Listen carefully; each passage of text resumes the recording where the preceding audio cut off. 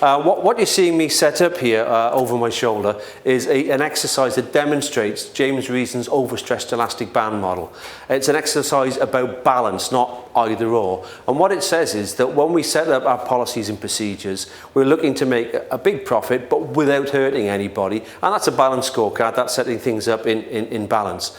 And there are all sorts of factors that can impact on this, like extrinsic factors like competition from abroad, or raw materials changing in price, weather issues and so on, or intrinsic factors around competence, tools, job design, or the selection of the subcontractors that have just let us down. And what the model says is it's really simple. Everything boils down to one thing, which is really sometimes we're going to drift from good and we're going to drift into a position where something going wrong is too likely.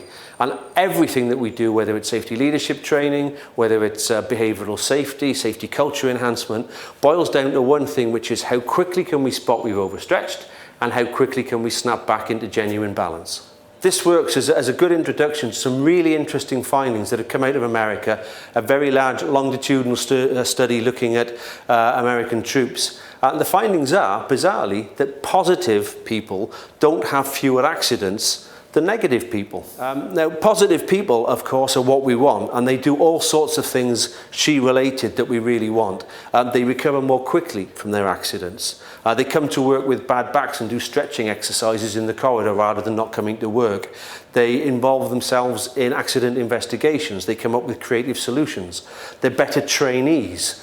So they listen to advice and guidance and then they take it. So, for example, they're the first into the storm shelters when a hurricane comes forward and so on. They involve themselves in organisational citizenship or above-the-line behaviour.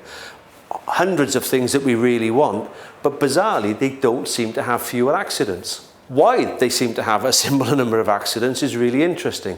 And the answer seems to be two things at play. The first one is we've often known that optimistic people tend to have a slightly over-rosy worldview compared to pessimists. Pessimists have a more accurate view of the self, more accurate view of risk assessments. So it's maybe that they're not quite as objective as they might be. But the second thing seems to be positive people just get stuck in more.